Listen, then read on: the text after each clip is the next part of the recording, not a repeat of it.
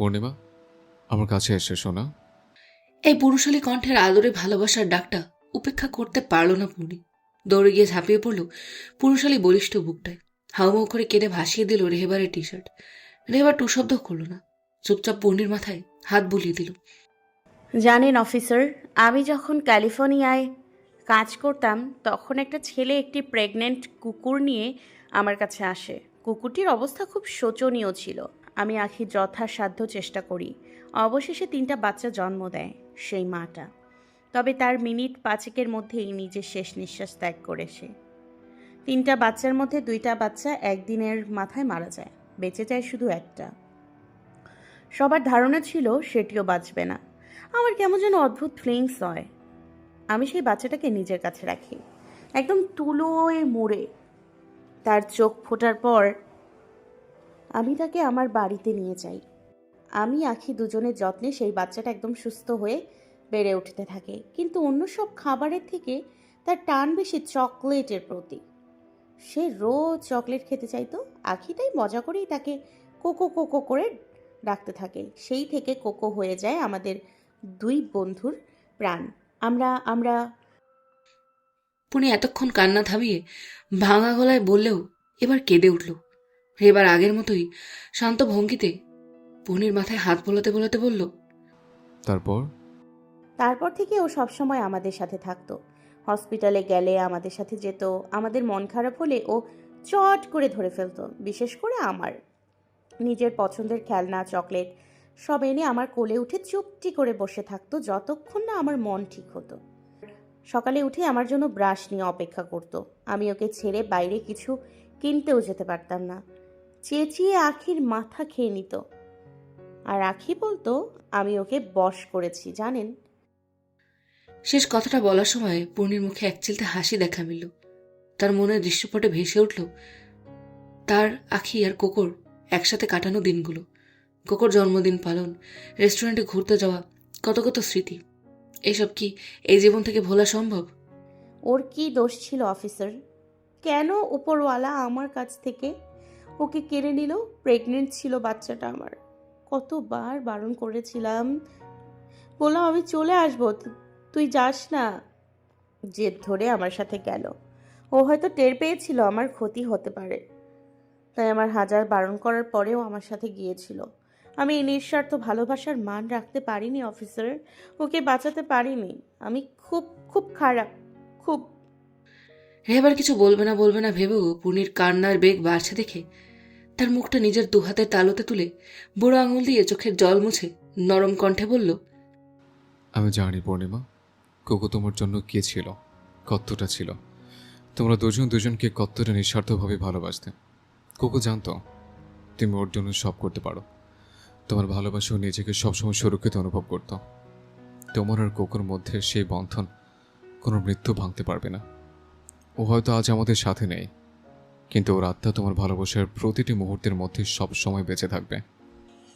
ও হয়তো আজ আমাদের সাথে নেই, কিন্তু ওর আত্মা তোমার ভালোবাসার প্রতিটি মুহূর্তের মধ্যে সবসময় বেঁচে থাকবে। তুমি তো জানো কোকো তোমার মন খারাপ চোখের জল সহ্য করতে পারে না। আজও নেই বলে তুমি তার অপছন্দের জিনিসগুলো সব করবে। মনে রাখবে, তুমি যত বড় ওর কথা ভেবে ওকে মনে হাসবে, ও ঠিক ততবারই জানবে যে ও তোমার হৃদয়ে বেঁচে আছে। পূর্ণি শুনল পুরোটা। সবই তো মানল সে, কিন্তু এই বেহায়া মনকে কিভাবে মানাবে সে? কোকো যে তার অভ্যাস। সকালে উঠেই আগে তাকে খোঁজে পূর্ণি। খেতে বসলেও আগে তাকে বেড়ে দেয় খাবার। রাতে বেশিরভাগ নিজের রুমের দরজা খোলা রাখত, যাতে কোকো যখন খুশি তার কাছে শুতে পারে। প্রত্যেকটা পদক্ষেপে সে জড়িয়েছিল। তাকে কিভাবে উপেক্ষা করে চলবে সে? আপি, আপি দরজা খুলো। আমি আর কান্নারত গলা শুনে পূর্ণি রেহেবারের দিকে চোখ তুলে তাকালো। রেহেবার চোখের ইশারায় আশ্বস্ত করলো তেমন কিছু হয়নি বলে। রেহেবার এবার পূর্ণিকে ছেড়ে একটা লং ড্রেস দিয়ে পূর্ণিকে ওয়াশরুমে ফ্রেশ হতে পাঠিয়ে উঠে গিয়ে দরজা খুলল। দরজা খুলতেই দৃশ্যমান হলো আমেহার কান্নারত মুখ, পাশেই জোহান দাঁড়িয়ে। রেহেবার তার দিকে তাকাতেই সে একটা অসহায় লোক দিল রেহেবারকে। রেহেবার দীর্ঘশ্বাস ছাড়ল। ভাইয়া, কোকো কি সত্যি? অর্ধেক কথা বলার আগেই পুনরায় কেঁদে উঠল সে। রেহেবার হালকা করে হ্যাবোদক ঘাড় নাড়তেই আমেহা ভেতরে পূর্ণিকে দেখে দৌড়ে গিয়ে ঝাপটে ধরল তাকে। কেঁদে উঠল জোরে। পূর্ণি তাকে আগলে নিয়ে নিজেও চোখের জল ফেলল। রেহেবার জোহানকে ইশারায় ওদের কিছুক্ষণ একা ছেড়ে দিতে বলল। জোহানও মাথা নাড়িয়ে রেহেবারের পেছন পেছন অন্য রুমে চলে গেল দরজা ভিজিয়ে। আপি, তোমার কোকো সোনার সাথেই এমন কেন হলো? পূর্ণির জবাব কি দেবে? সে তো নিজের জবাব খুঁজে বেড়াচ্ছে। পূর্ণি তাই উত্তর দিল না। রেহেবারের মতো সেও আমেহার মাথায় হাত বুলিয়ে দিল শুধু। আপি, পূর্ণা আপু নাকি আর নেই? পূর্ণি মাথা নাড়ালো। আমেহার মুখে তেমন কোনো অভিব্যক্তি দেখা গেল না উত্তরে। যতটা সে কোকোর জন্য কেঁদে কেটে ভাসাচ্ছে তার এক ফোঁটাও না, থাকার কথাও না। সারা জীবন পূর্ণা তার সাথে খুব একটা ভালো ব্যবহার করেছে বলে মনে পড়ে না তার, উল্টো ক্ষতি করেছে। পূর্ণি নিজের মনের সাথে লড়াই করে আমেহাকে নিয়ে বেড়ে বসলো। এক এক করে খুলে বলল সব, পূর্ণার ক্ষমা চাওয়া আর বিয়ের ব্যাপারটাও। আমায় বেশ চমকালো, প্রকাশ করলো না তা। পূর্ণার ওপর আর রাগ রেখো না মিনি। জানি সে অনেক ভুল করেছে, অনেক কষ্ট দিয়েছে সবাইকে, কিন্তু মনের গভীর থেকে যখন কেউ নিজের ভুল বুঝতে পারে এবং সবার কাছে ক্ষমা চায়, তখন তাকে ক্ষমা করাই সবচেয়ে বড় মহানুভবতা। পূর্ণা নিজের শেষ যাত্রার আগে নিজের সমস্ত ভুল স্বীকার করেছে, সবার কাছে হাত জোড় করে ক্ষমা চেয়েছে। তুমি জানো মিনি, জীবন বড়ই অদ্ভুত। আমরা সবাই ভুল করি, কিন্তু সেগুলো শোধরানোর সুযোগ সবার ভাগ্যে আসে না। পূর্ণা সেই সুযোগটা নিজের অন্তিম মুহূর্তে পেয়েছিল এবং ও চেষ্টা করেছে সবার কাছ থেকে ক্ষমা পেতে। ও কান্না, ওর অনুতাপ ছিল সত্যিকার। আজ ও নেই, কিন্তু ওর আত্মা তোমার ক্ষমা পেলে শান্তি পাবে। রাগ পুষে রাখার বদলে যদি তুমি ওর অনুতাপটুকু গ্রহণ করো, তবেই তোমার হৃদয়ও শান্তি পাবে। মনে রেখো, ক্ষমা সবচেয়ে বড় দান। পূর্ণার বিদায়কে শান্তিতে পূর্ণ করতে ওর জন্য অন্তত এটুকু করো মিনি। আমেহা নিজের চোখের চশমাটা খুলে চোখ মুছল। তারপর তারপর স্বভাববশত ধীর কণ্ঠে বলল, আমি কারোর ওপর রাগ রাখি না আপি। জীবন অনেক ছোট, আর আমি শিখেছি রাগ পুষে রেখে কখনো শান্তি মেলে না, ক্ষত মুছে যায় না। কিন্তু রাগ ধরে রাখলে সেই ক্ষত আরও গভীর হয়। আমি চাই না আমার মন বা সময়ের ওপর এমন কিছু বোঝা থাকুক আপি। পুনি আমেহাকে জড়িয়ে ধরল। তার কাছের মানুষগুলোর সংখ্যা এত কম কেন? রেহেবারের কোলের উপর ল্যাপটপ রাখা, বেডের উল্টো দিকে জোহান বসা। আজ প্রায় অনেকগুলো দিন বাদে দুই বন্ধু প্রাণ খুলে কথা বলল। রেহেবার নিজের অনুভূতি আর পাঁচটা লোকের মতো সেইভাবে সান্ত্বনা দিয়ে, সহানুভূতি দেখিয়ে প্রকাশ করতে পারে না। তাই বলে তার অনুভূতি নেই তা তো না। প্রিয় কোনো জিনিস চোখের দূরে গেলে কষ্ট তারও লাগে, মন তারও বিষণ্ণ হয়ে যায়। কিন্তু তার দুর্বল হলে চলবে না, তাকে সব দিক সামলাতে হবে। দুর্বলতা তার জন্য নয়। জোহান নিজেও বেশ কষ্ট পেয়েছে কোকোর জন্য। সে ছিলই এমন, সবাই ভালোবাসত তাকে। হুট করে এইভাবে সবাইকে কাঁদিয়ে চলে যাবে কে জানতো।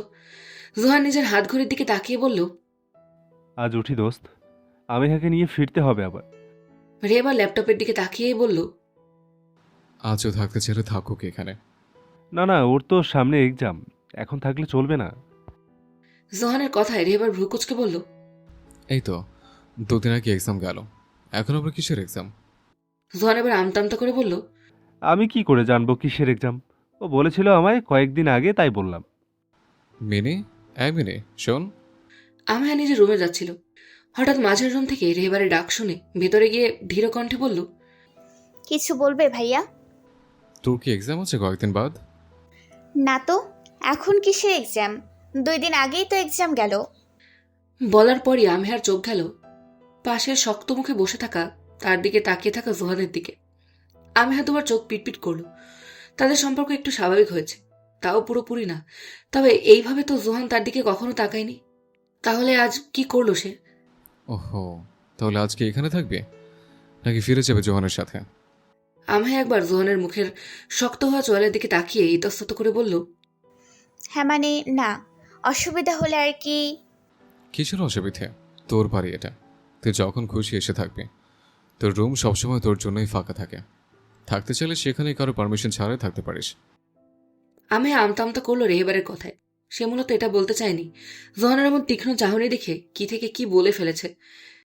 এবার থাকার জন্য বারণ করবে কি করে সে? জোহান এবার শক্ত গলায় বলল, নিজের রুমে কেন? মন খারাপ যখন, আজ ভাবির সাথে থাকো ভাবির রুমে।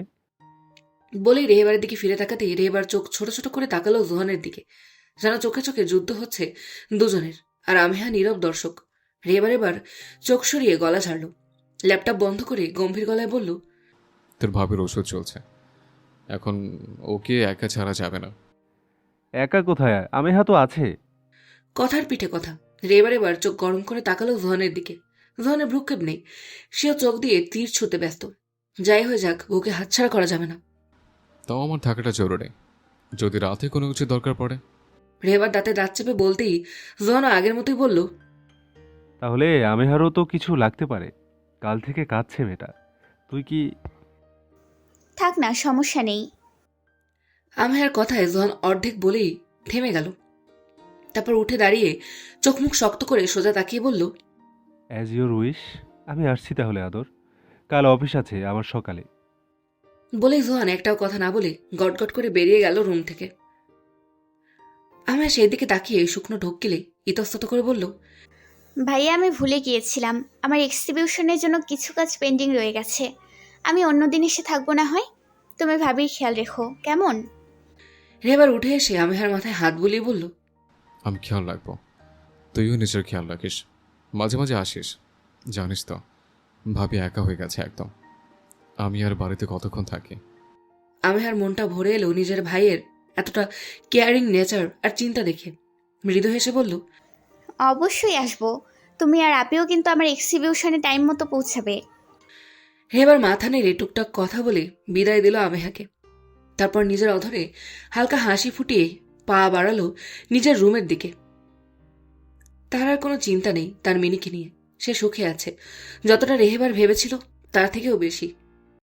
জীবন থামে না কারো বিদায়ে, দুঃখ ভেসে যায় সময়ের প্রবাহে। কোকো আর পূর্ণার গত হওয়ার 5 দিন পেরিয়েছে। সময় পরিবর্তন করেছে বেশ কিছু জিনিসের, যেমন পূর্বা বেগমের সমস্ত ঘটনা শোনার পর তাকে আফতাব সাহেব বাড়ি থেকে বের করে দিয়েছিলেন। তবে আজও ভালোবাসেন বলে একেবারে ফেলে দিতে পারেননি, ওই বাড়িতেই রেখেছেন, তবে অপরিচিতার মতো, এক কথায় এক ঘরে করে দেওয়ার মতো। পূর্বা বেগম টু শব্দ করেননি এতে, তাকে যা বলা হয়েছে তিনি তাই করেছেন, একটা শব্দ বেশি উচ্চারণ করেননি। পূর্ণার শোক তার কাছের সমস্ত মানুষকে এখনো বেশ গ্রাস করে আছে বলতে গেলে। তবে পূর্ণির অবস্থা হয়েছিল আরো করুণ। কোকোর জন্য কেঁদে কেঁদে তার বমি শুরু হয়ে গিয়েছিল। শরীরের অবস্থাও ধীরে ধীরে অবনতি হতে শুরু করেছিল। পরে উপায় না পেয়ে ডক্টর ঘরে ডেকে স্যালাইন দিতে হয়েছে। শেষে রেহেবার রেগে গিয়ে বেশ ধমক দিয়েছিল এর জন্য। সেই নিয়ে পূর্ণি আরো এক চোট কাঁদতে রেহেবার হাল ছেড়ে দিয়েছিল। তবে সে আশা ছাড়েনি। 2 দিন ছুটি নিয়ে পূর্ণির সম্পূর্ণ খেয়াল রেখে তাকে মোটামুটি সুস্থ করে জোর করে তাকে আগের হসপিটালে যেখানে সে কাজ করতো সেখানে এবার জয়েন করিয়ে দিয়েছে। এইবার পূর্ণি বারণ করলেও শোনেনি কিছু রেহেবার। বাচ্চাদের ধরে বেঁধে স্কুলে দিয়ে আসার মতোই তাকে দিয়ে এসেছে হসপিটালে। রেহেবারের ধারণা ছিল এই দমবন্ধ চারিদিকে কোকোর স্মৃতি নিয়ে ঘরে পড়ে থাকার চেয়ে পূর্ণি কাজের মধ্যে ও নিষ্পাপ প্রাণগুলোর মধ্যে থাকলে ভালো থাকবে। রেহেবারের ধারণা সঠিক হয়েছে বলা চলে। নিজের পছন্দের কর্মক্ষেত্রে ফিরে গিয়ে সত্যি পূর্ণি কিছুটা হলেও নিজেকে সামলেছে। কষ্ট না কমলেও তাকে ভুলিয়ে রাখার চেষ্টা করেছে আপ্রাণ। রেহেবারের কথা মতো সারাক্ষণ ব্যস্ত রেখেছে নিজেকে। এইভাবে কেটেছে 5 দিন। আজ আমেহার এক্সিবিশনের দিন। পূর্ণির মন খুব একটা ভালো ছিল না, তাই সে যাবে নাই ঠিক করেছিল। তবে আমেহা ফোন করে এত করে রিকোয়েস্ট করেছে, পূর্ণি ফেলতে পারেনি তার কথা। এই তো হাতে গোনা কটা মানুষ তার কাছে আছে, কি দরকার তাদেরকে কষ্ট দিয়ে। তার একটু এফোর্টে তাদের মুখে যদি হাসি ফুটে তো ফুটুক না। আমেহা জোহানের সম্পর্ক নিয়ে কিছুটা উন্নত হলেও আমেহা জোহানের সম্পর্ক কিছুটা উন্নতি হলেও পুরোপুরি হয়নি। এটা শুধু চোখাচোখি একসাথে ঘুমানো, একে অপরের জন্য ওয়েট করায় সীমাবদ্ধ রয়ে গেছে। দুজন দুজনের কাছে যেতে এখনো তাদের মনে হাজার সংকোচ। বিছানায় 1 হাত দূরত্ব হলেও আদতে সেই দূরত্ব আসমান ছোঁয়া। তবে এখন আমেহা টুকটাক রান্না শিখেছে। ব্রেকফাস্ট, স্ন্যাক, কফি এগুলো মোটামুটি সেই বানায়। দুপুরে খাবার বুয়া করে দিয়ে যায়, আর রাতেরটা মাঝে মাঝে জোহান বাইরে থেকে নিয়ে আসে। আর যেদিন কাজের চাপে ভুলে যায় সেদিন নিজেই রান্না করতে নেমে পড়ে। আমেহার ভীষণ খারাপ লাগে। সে তো ভার্সিটি থেকে আসে বিকেল 5টায়, এসে রেস্ট পায়। কিন্তু জোহান আসে সেই রাত 8টায়, এসে আমেহার হাতে 1 কাপ কফি খেয়ে লেগে পড়ে রান্নায়। আমেহা তাও যতটা পারে এগিয়ে দেয়। মাঝে মাঝে পাশে দাঁড়িয়ে দেখে জোহান কিভাবে কি করছে। জোহান নিজেও দারুণ উপভোগ করে সময়টা। মূলত এই কারণেই বাইরে থেকে এত খেটে আসার পরও সে রান্না করে। মাঝে মাঝে ইচ্ছে করে নিয়ে আসে না খাবার। মাঝে মাঝে ইচ্ছে করে নিয়ে আসে না খাবার। তার ভালো লাগে আমেহা যখন তার ক্লান্ত মুখ দেখে মায়া দেখায়। জোহানের আশেপাশে ঘুরঘুর করে তাকে এটা ওটা এগিয়ে দেয়। তাদের সম্পর্কটা গভীরে না গেলেও মিষ্টি পর্যায়ে আছে, যেখানে চোখাচোখি হয়ে গেলেও গোপনে দুজনের মুখেই হাসি ফুটে ওঠে। ভুলবশত হাতে হাতে ছোঁয়া লাগলে দুজনের মন পুলকিত হয়। তবে এতগুলো দিন পেরিয়ে যাওয়ার পরও তাদের সম্পর্ক এইটুকু এগিয়েছে দেখে জোহানের মাঝে ভীষণ অস্থিরতা কাজ করে। মন চাইলেই সে হুট করে এই জড়তা কাটিয়ে নিজের বউকে জড়িয়ে ধরতে পারে না। হাজার উসখুস করলেও একটা চুমু কপালে জোটে না। তাও মেয়েটা ঘুমলে একটু কাছাকাছি তাকার সুযোগ মেলে, কিন্তু এভাবে আর কত। আর যে সেই দিনটার জন্য আর তর্স হয়েছে না, যেদিন আমিহা নিজে আসবে তার কাছে, আপন করে নেবে তাকে, স্বেচ্ছায় ধরা দেবে তার বাহু ডোরে। তাই জোহান অনেক ভেবেচিন্তে ডিসিশন নিয়েছে সে নিজেই এই পদক্ষেপ নেবে। এমনকি কোকোর জন্য কদিন থেকে দুজনের মন বেশ বিষণ্ণ। তাদের বিয়ের এমনিও 6 মাস কমপ্লিট হতে যায় আজ। ভেবেই জোহান ফ্রাই প্যানে দিয়ে রাখা ডিম ভাজা উল্টে মুচকি হাসল। আজ সে প্রথম পদক্ষেপ বাড়াবে। আমিহা সায় দিলে ভালো, আর এখনো সময় নিতে চাইলে তাও দেবে সে। তবে শেষ পর্যন্ত কোনো একটা সিদ্ধান্তে তো আসা যাবে। আমিহা স্নান করে চুল টাওয়ালে মুছতে মুছতে বাথরুম থেকে বেরোতেই দেখল জোহানের ফোন বাজছে। রিংটোনের সাউন্ড কমানো বলে হয়তো আওয়াজ কিচেনে থাকা জোহানের কানে পৌঁছচ্ছে না। আমিহা টাওয়াল হাতে নিয়েই জোহানকে দিয়ে আসার জন্য ফোনটা হাতে তুলতেই ফোনে মাহি নামটা ভেসে উঠল। আমি কিছুক্ষণ সেই দিকে তাকিয়ে ফোনটা আবার একই জায়গায় রেখে চল শক্ত করে আয়নার সামনে দাঁড়িয়ে নিজের চুল মুছতে শুরু করলো। একবার দুবার রিং বেজে কেটে গিয়ে 4 বার রিং বেজেও কেটে গেল। আমি ফোন না নিজে ধরলো আর না জোহানকে দিয়ে আসলো, আর না তাকে ডেকে বলল।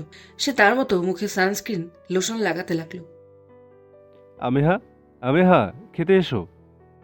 ডাইনিং রুম থেকে আওয়াজ আসতেই আমিহা ধীরে সুস্থে উঠে সেখানে গেল।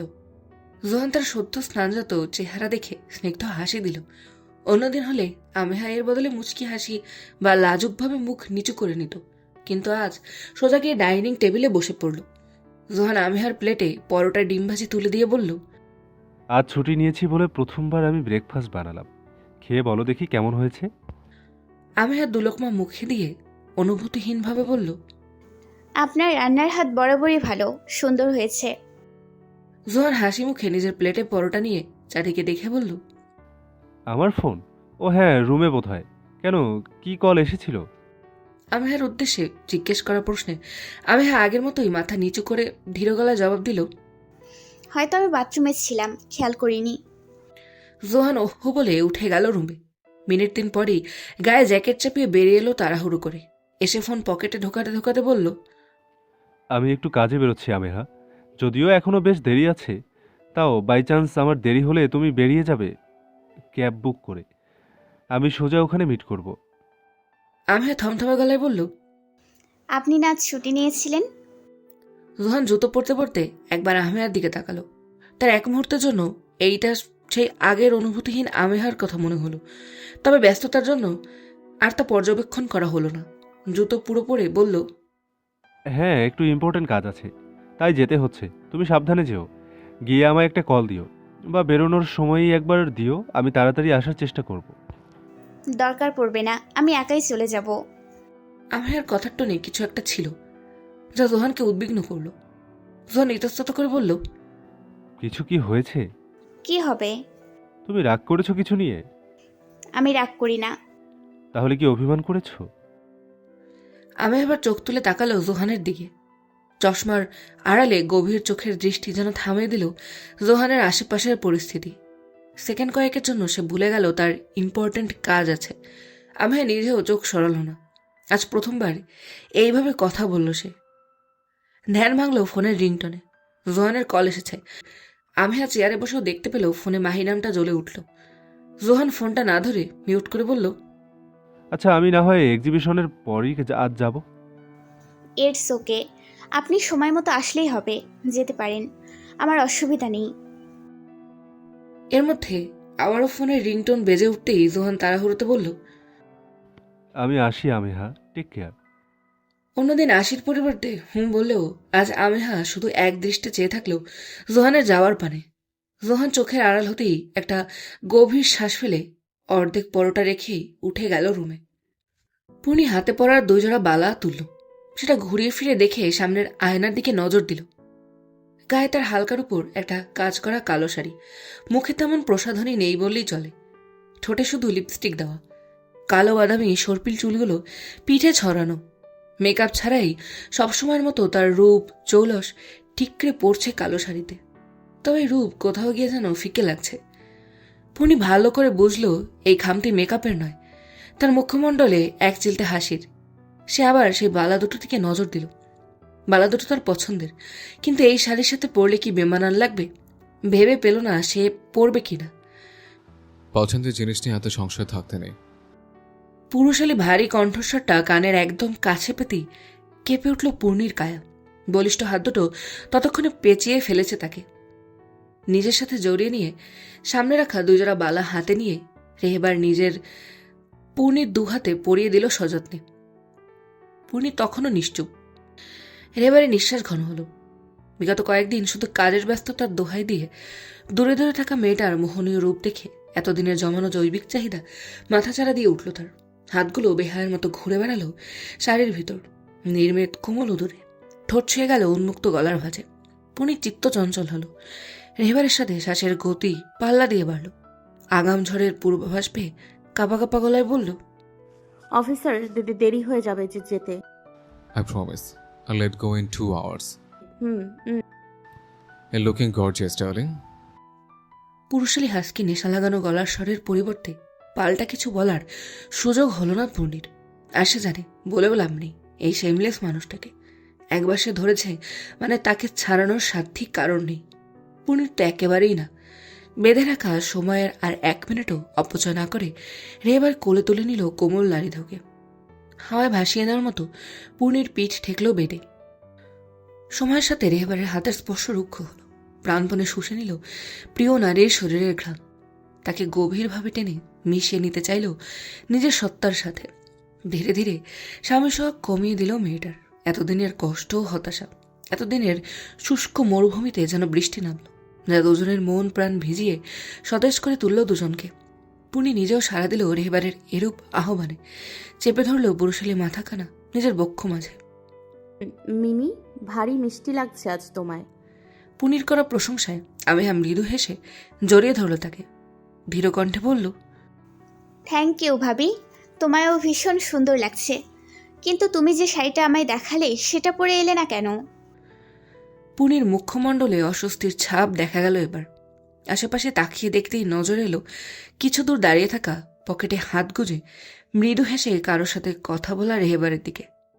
পূর্ণির ইচ্ছে হলো তাকে দেখিয়ে চেঁচিয়ে বলতে, কারণ এই শেমলেস পুরুষটা তার থেকে বিগত কটা দিন দূরে থাকার বদলা গুনে গুনে নিয়েছে। তার প্রমাণ এখনো লেপ্টে আছে তার হাইনেক ফুলহাতা গাউনের তলায়, যার দরুন সে শাড়ি পরতে পারেনি, নইলে আজ আর মুখ দেখাতে পারত না সে। আসলে এইটা সামনে ছিল তাই পরে এলাম। কেন, ভালো লাগছে না? চোখ গোল গোল করে থাকা পূর্ণির প্রশ্নে আমরা হেসে ফেলল। পূর্ণির গলার কাছের জামাটা অবচেতনে সরে দৃশ্যমান লাল হওয়া জায়গাটা আমেহা জামাটা টেনে একটু সেই দাগ থেকে মিটিমিটি হেসে বলল, তুমি যা পরো তাতেই সুন্দর লাগে আপি। সরি ভাবি। আমেহার ইঙ্গিত বুঝতেই চোখ রাঙালো পূর্ণি। তবে বিশেষ লাভ হলো না, উল্টো সেই টুকটুকে লাল হয়ে গেল। আমেহা বারবার ঘড়ি দেখছে। আর মাত্র মিনিট 10 বাকি প্রোগ্রাম শুরু হতে, অথচ জোহানের কোনো পাত্তা নেই। তার মেসেজের তো রিপ্লাই দেয়নি, এখন ফোনও তুলছে না। আমেহার টেনশন হলো। ভেতর ভেতর সে ভীষণ কষ্ট পেল তখনকার কথা মনে করে। মনে মনে নানা চিন্তা ঘুরল তার। আচ্ছা, তাদের সম্পর্কটা আর 5টা স্বামী স্ত্রীর মতো স্বাভাবিক নয় বলেই কি জোহান মাহির কাছে গেল?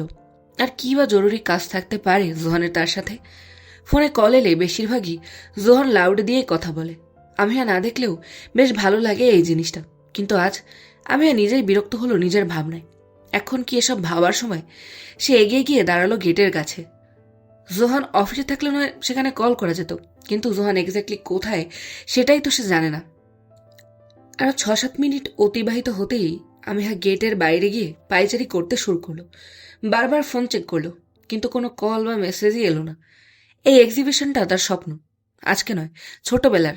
তাই সে চেয়েছিল আজকের দিনটা যেন তার পাশে তার স্বপ্ন পূরণ করে দেওয়া মানুষটা থাকে। আর সাথে সে তার স্বপ্নের দ্বিতীয় ধাপে পা দিতে চেয়েছিল। কিন্তু সে কই? সেও তো জানে আজকের দিনটা কি আমিহার জন্য। সব জানার পরও সে আসবে না। টেনশনের মধ্যেই হঠাৎ অনাকাঙ্ক্ষিত নম্বরে কল আসতেই আমিহা তাড়াহুড়ো করে কল তুলে হড়বড়িয়ে বলল, আপনি কোথায়? এখানে যে শো শুরু হতে যায় আপনি। আর কিছু বলার আগেই ওপাশ থেকে এক অচেনা গলা ভেসে এলো। হ্যালো, আপনি এই ফোনের মালিকের বউ কোথায়? আমিহা অচেনা গলা শুনে একটু হকচকিয়ে গেল। কি বলবে বুঝে না পেরে বলল, আপনি কে? আর এই ফোনের মালিক কই? আর আমি এর জন্যই তো কল করেছি। এখানে একটা গাড়ির ব্রেক ফেল হয়েছিল। সামনের একটা বাইক আর একটা গাড়িকে ধাক্কা মেরেছে এই গাড়ি। মোটামুটি 5-6 জন আহত। আমি জানি না এটা কার ফোন। আপনি প্লিজ দ্রুত আসুন। কেয়ার হসপিটালে নিয়ে যাওয়া হয়েছে সবাইকে। আমিহা স্তব্ধ হয়ে দাঁড়িয়ে রইল সেখানেই। অপর পাশের লোকটা হ্যালো হ্যালো করতে করতে ফোন কেটে দিল। গাড়ির হর্নে আমিহার ধ্যান ভাঙল।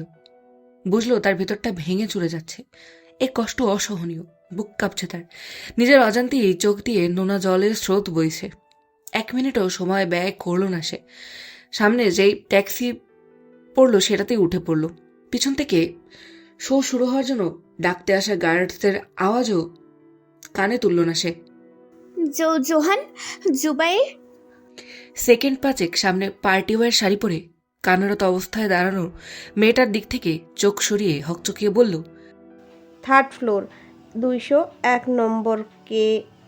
মেয়েটার কথা পূরণ হওয়ার আগেই আমিহা নিজের শাড়ির কুচি ধরে দৌড় দিল লিফটের পাশের সিঁড়ির দিকে। কোনো রকমের শাড়ি ধরে সিঁড়ি দিয়ে উঠে এদিক ওদিক দেখতে লাগলো সে। পাশ দিয়ে যাওয়া প্রত্যেকটা মানুষ চেয়ে রইল আমিহার দিকে। তাকে দেখেই স্পষ্ট বোঝা যাচ্ছে প্রিয়জনের অসুস্থতার খবর পেয়ে কোনো প্রোগ্রাম থেকে সিধে দৌড়ে এসেছে সে। দরজায় ধাম করে শব্দ হতেই জোহান চোখ তুলে তাকালো সামনে। এলোমেলো নীল শাড়ি, খোলা চুল দেখে থমকে গেল সে। আজ আমিহার চোখে চশমা দেয়নি, লেন্স পরা। চোখ দিয়ে জল পড়ে কাজল লেপটে গেছে চোখের সাথে। এই রূপে জোহান আমিহাকে প্রথমবার দেখল বোধহয়। মেয়েটা শাড়িই পরে না। জোহানের মুখটি আর কিছু বেরোলো না। খেয়েই হারালো সে। বেহা চোখ দুটো মুগ্ধ হয়ে পরিস্থিতি পরিবেশ ভুলে চেয়ে রইল সামনের রমণীটির পানে। জোহানের এই ধ্যান ভাঙল হঠাৎ ঝটকা খেয়ে। ক্ষণিক সময় লাগলো মাথায় ব্যাপারটা পৌঁছতে। মাথা যখন সায় দিল তখন বুঝল এ ভ্রম নয়। আমিহা সত্যি জড়িয়ে ধরেছে তাকে। এ জড়িয়ে ধরা এমনি না, একদম শক্ত করে, হারিয়ে ফেলার ভয়ে জড়িয়ে ধরা। আমিহার তাকে জড়িয়ে ধরে হু হু করে কান্না শুনে জোহান অবাক হয়ে আমিহার মাথায় হাত দিয়ে উদ্বিগ্ন গলায় বলল, আমিহা, তোমার না এক্সিবিশন চলছে, তুমি এই সময় এখানে কেন? আমার কাছে কল এসেছিল, আপনার অ্যাক্সিডেন্ট হয়েছে, কোথায় লেগেছে দেখি। বলে আমিহা নিজেই জোহানের শরীর চোখ হাত দিয়ে পর্যবেক্ষণ করতে লাগলো। তখনই নজর গেল ডান হাতের ব্যান্ডেজে। আমিহা সেই হাতটাকে তুলে ধরা গলায় বলল, আর কোথায় লেগেছে আপনার দেখি। আমিহার আচরণে জোহান অবাকের উপর অবাক হচ্ছে। সবসময় শান্ত, নীরব, নির্জীব থাকা মেয়েটার যেন প্রাণ ফিরে পেয়েছে এক ঝটকায়। এত উদ্বিগ্নতা, যত্ন মেয়েটার মধ্যে লুকিয়ে আছে, কই সে তো কখনো টের পায়নি। জোহান এবার আবার ঘড়ি দেখে বলল, পায়ে লেগেছে একটু, এখনো একটা ইঞ্জেকশন দেওয়া বাকি আমেহা। সময় পেরিয়ে যাচ্ছে, আমি তো ঠিক আছি এখন, তুমি যাও। না, আমি আপনাকে ছেড়ে যাব না। জেদ করো না আমেহা, এটা তোমার স্বপ্ন, ভুলে গেলে? সুযোগ কিন্তু বারবার মেলে না। আপনাকে ছাড়া আমার কোনো স্বপ্নই আমি পূরণ করতে চাই না। মিনমিন করে বলা এই কথাটা স্পষ্ট জোহান শুনতে পেল যেন। আমেহাকে হাত ধরে আরেকটু নিজের কাছে টেনে বলল, কি বললে? আরেকবার বলো। আমেহা আবার ইতস্তত বোধ করল। এসব কথা আবার রিপিট করা যায় নাকি? একবার মুখ ফুসকে বলে তো বুক ধকধক করছে, আবার সে রিপিট করবে কিভাবে? আমেহার মনে মনে দোয়া পড়া বেশ কাজে দিল এবার। ডক্টর চলে এলেন। জোহান আমেহার হাত ছাড়ল না। আমেহা হালকা মোচামুচি করলো বটে, তবে লাভ হলো না তেমন বলিষ্ঠ দেহের সামনে। 60 ডক্টর এহসান সাহেব মৃদু হাসলেন। জোহানকে ইঞ্জেকশন দিতে দিতে বললেন, মানে আগে এখন পুরোপুরি ফিট লাগছে। গার্লফ্রেন্ডের জাদু নাকি? গার্লফ্রেন্ড না ডক্টর, বউ হয় আমার। শেষ কথাটা আমেহার চোখের দিকে তাকিয়ে বলল জোহান, যেন তার কথা শুধু ডক্টরের জন্য না, বরং আমেহার জন্য আরো জোর দিয়ে বলা। আমেহার বুকের ভেতর কেমন এক ধাক্কা লাগলো, যেন চারপাশটা মুহূর্তের জন্য থেমে গেছে। লজ্জায় ঠোঁট টিপে নিচু হয়ে গেল মুখটা। That's great. এখন বাড়িতে যেতে পারো, তবে কয়েকটা দিন বেড রেস্ট আর মেডিসিনগুলো নিও। পারলে উইকে একটা রিপোর্ট করিয়ে নিও। আসি। বলেই ডক্টর চলে গেলেন। জোহান এবার হাত ঘড়ি দেখে তাড়াতাড়ি উঠতে গেল, কিন্তু পায়ের জন্য চোখ মুখ খিচে এলো। আমি আটকে উঠল, তাড়াহুড়ো করে ধরে নিল তাকে। কিছুক্ষণের জন্য চোখাচোখি হলো দুজনের। এবার আমেহা ছাড়ার জন্য জোরাজোরি করলো না, বরং শক্ত করে ধরলো জোহানকে। ধীরে ধীরে পা বাড়াতে লাগলো বাইরে। জোহান মিটিমিটি হাসলো, তবে আমেহার অস্বস্তি লাগবে বলে টু শব্দ বের করলো না মুখ দিয়ে। আমেহা হসপিটালের বাইরে গিয়ে দাঁড়ালো। জোহান নিজেই ট্যাক্সি থামিয়ে উঠে বসলো আমেহার সাহায্যে। আমেহা ওঠার পর একইভাবে ধরে থাকলো তাকে জোহান। আমেহা চুপচাপ বসে রইল, নড়লো না, চললো না। আমেহা, তুমি আবার লেন্স পড়েছো? কঠিন পুরুষালী কণ্ঠস্বর শুনে আমেহা চমকে উঠে বলল, আসলে শাড়ির সাথে চশমাটা ভালো লাগছিল না, তাই আর কি। আর এমন কমপ্লিমেন্ট তোমায় কে দিল? আমেহা আর কিছু বলল না, চুপ করে গেল। জোহান এবার নিজেই দীর্ঘশ্বাস ফেলে বলল, কে জানে, আমার আছে। আচ্ছা, আমার কাছে দুটোতেই সুন্দর লাগে, তবে নিজেকে কষ্ট দিয়ে অন্যকে খুশি করার কোনো মানেই হয় না। আমেহা মনোযোগ দিয়ে শুনল। আসলেই তো, সবাই কিভাবে ভেবেই পড়ে এসেছে। 3-4 বার চোখ দিয়ে জল কাটার পর 5বার এবার পড়তে পেরেছে সে। জোহান গাড়ির সিটেই পিঠটা হালকা এলিয়ে দিল, তবে হাতের বাঁধন আলগা করল না। ওইভাবেই কিছু সময় অতিবাহিত হতে জোহান আলতো স্বরে ডাকল। আমেহা। আমেহা জানলা দিয়ে বাইরের দৃশ্য দেখছিল। জোহানের এমন কণ্ঠস্বর শুনে তার দিকে ফিরে বলল, হুম। আজ আমার কিছু হয়ে গেলে কি তুমি খুব বেশি কষ্ট পেতে? জোহানের কথায় আমেহার বুকটা ধক করে উঠল। হঠাৎই শূন্যতা অনুভব করলো অন্তরে। সে ভাষায় প্রকাশ কম করতে পারে, তাই বলে কি তার অনুভূতি নেই? মানুষটা কি তাকে এত পাষাণ ভাবে? এসব বলবেন না প্লিজ।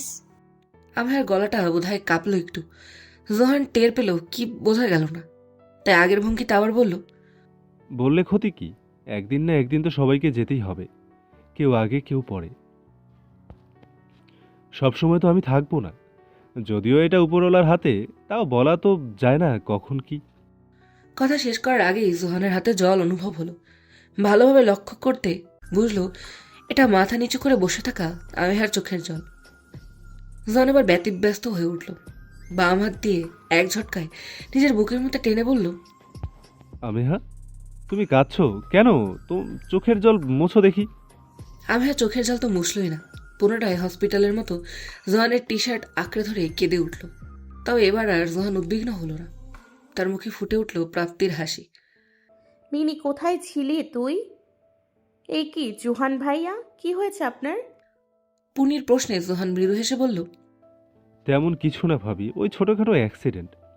ওকে হয়তো কেউ কল করেছিল, তাই ও আমাকে হসপিটাল থেকে আনতে গিয়েছিল। ভাবি, রেহেবার এসেছে? পুনি ঠোঁট উল্টে বলল, এসেছিল, আবার ইম্পর্ট্যান্ট কল পেয়ে চলে গেছে। মিনি আসলে জানতে বলেছে। তোমরা ভেতরে যাও, আমি জানিয়ে আসছি। আমেহা ভিতরে যাওয়ার জন্য পা বাড়াতেই জোহান তার হাত টেনে ধরল। আমেহা এবার জিজ্ঞাসু দৃষ্টিতে তার দিকে তাকাতেই জোহান এগিয়ে এসে নিজের রুমাল দিয়ে মুখটা মুছে দিল সুন্দর করে। কিছু এলোমেলো চুল হাত দিয়ে ঠিক করে দিল। শাড়িটা বুকের কাছটা আরেকটু তুলে মৃদু হেসে বলল, পারফেক্ট। আমেহা প্রাণোচ্ছল হাসল। জোহানের হাত ধরেই ভিতরে হাঁটা দিল। জোহান একদম ধীরে ধীরে হেঁটে আমেহার সাথে ভিতরে গেল। ভিতরে যেতেই জোহানের কাজিন আরাব তাকে জড়িয়ে ধরল। আমেহা ভেবেছিল সে এত ভীষণ বকা খাবে অনুপস্থিতির জন্য, কিন্তু হলো উল্টোটা। আরাব হেসে বলল, ভাবি ওই দিকটাই চলুন, সবাই আপনার সাথে দেখা করতে চাইছে। আমেহা একবার জোহানের দিকে তাকিয়ে মাথা নেড়ে জোহানের হাত ধরেই এগিয়ে গেল। কিছুটা যেতেই ভিড় ঠেলে দৃশ্যমান হলো একটা পেন্টিং, যা দেখে জোহান চমকে উঠল। নিজের অঙ্গভঙ্গি, চোখ কোনোটাই চিনতে ভুল হলো না তার। খুঁটে খুঁটে দেখতে লাগলো পুরো পেন্টিংটা। তার পুরো মুখ নেই, অথচ তাছাড়া সব রকম ভাবে তাকে বর্ণনা দেওয়া ছবিতে। জোহান ঢোকিলে বিস্ময় নিয়ে আমেহার দিকে তাকালো। আমেহা তখন সবার প্রশ্নের জবাব দিতে ব্যস্ত। এই পেন্টিংটার সম্পর্কে কিছু বলুন ম্যাম। ভিড় থেকে এটাকে জিজ্ঞেস করলো বোঝা গেল না, তবে আমেহা মৃদু হেসে জোহানের দিকে তাকিয়ে বলল, আমার সারাদিন হাবিজাবি কল্পনার এক কল্পপুরুষ, কল্পনা থেকে যাকে আমি রং তুলিতে এনেছি। ম্যাম, আরেকটা কোয়েশ্চেন, এই পেন্টিংটা করতে কত সময় লেগেছে? আমেহা একটু ভেবে বলল, এটা আমার 4-5 মাসের পরিশ্রম বলতে পারেন। সব জিনিস আমার একবারে আঁকা নয়, বিভিন্ন সময়ের এগুলো। এরপর অনেক অনেক প্রশ্ন করলো, কিন্তু জোহানের কানে আর কিছুই গেল না। সে এই দুটো উত্তর শুনেই স্তব্ধ। এই ছবি সে এতদিন ধরে করেছে, কই তাকে তো বলেনি। আর যবে থেকে শুরু করেছে তখন তো জোহান খুব একটা ভালোভাবে আমিয়ার সাথে কথাও বলতো না। এই পেন্টিং দেখে যে কেউ বলে দেবে কতটা অনুভূতি আর যত্নের সাথে বানানো এই পেন্টিং। তাহলে আমিয়া কি তার আগে থেকেই তাকে ভালোবাসতো? জোহানের মাথা খালি হয়ে এলো। কিছু দূরে রাখা চেয়ারে বসে গা এলিয়ে দিল। চোখ রাখলেও সামনেই নীল শাড়ি পরিহিত এক মায়াবী রমণীর দিকে, যার প্রত্যেকটা বাক্যোচ্চারণ, অঙ্গভঙ্গি মুগ্ধ করল তাকে, যেন সে প্রফেশনাল। সে ভাবেইনি আমিহার মতো ইন্ট্রোভার্ট মেয়ে এত লোককে এত ইজিলি হ্যান্ডেল করতে পারবে। মেয়েটার কত কিছু যে তার থেকে লুকিয়েছে কে জানে। পুনি 10 বারের বার কল করে বিরক্তিতে ফোনটা রেখেছিল বিছানায়। মানুষটা সেই বিকেলে গেছে, সেই থেকে না নিজে একটা কল দিয়েছে আর না পূর্ণিটা ধরেছে। এত কিসের ব্যস্ততা তার? অন্তত আজকে রাতটুকু তাকে সময় দিতে পারত। পুনি মুখ ফুলিয়ে চুলগুলো কাটা দিয়ে আটকে একটা বই নিয়ে আধশোয়া হয়ে শুয়ে পড়ল। গায়ে তার রেবারের একটা হাঁটু পর্যন্ত টি শার্ট, এইটাই তার কমফর্ট জোন।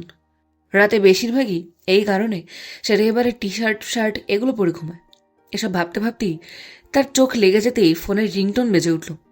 পুনি ধরফড়িয়ে উঠে বসে চারিদিকে হাতড়িয়ে ফোন হাতে নিয়ে হতাশার নিঃশ্বাস ফেলল।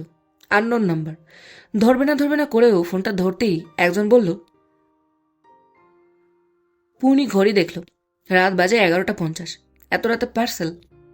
এত রাতে? পুনি তাড়াহুড়ো করে ড্রেস পাল্টে দৌড় দিল নিচে। তাড়াহুড়ো করে গিয়ে দরজা খুলতেই দেখল একটা ছেলে দাঁড়িয়ে পার্সেল হাতে। পুনি পার্সেল নিয়ে থ্যাংক ইউ বলে দৌড়ে আবার চলে আসে উপরে। তাড়াহুড়ো করে কাঁচি দিয়ে বক্সটা আনবক্সিং করতেই বেরিয়ে আসে শাড়ি, চুড়ি, চকলেট, আরও অনেক কিছু। পুনি সেগুলো সরিয়ে একটা চিরকুট বার করে। সেটা খুলতেই প্রিয় মানুষের হাতের লেখা চিনতে ভুল হয় না। গোটা গোটা অক্ষরে সেখানে লেখা, happy anniversary Purnima. I am really sorry for tonight. আমাদের একসাথে এই প্রথম বিবাহবার্ষিকী। আজকের দিনে 8 বছর আগে 3 কবুল বলে তোমায় নিজের করেছিলাম।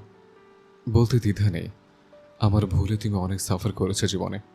প্রাপ্য সম্মান, মর্যাদা হারিয়েছ। তবে ভুল যখন আমি করেছিলাম, ঠিক করার দায়িত্ব আমার। শুধু তুমি পাশে থেকো, আর এভাবেই আমার ঘর পূর্ণিমার আলোয় আলোকিত থাকুক। বাকিটা সব আমি সামলে নেব।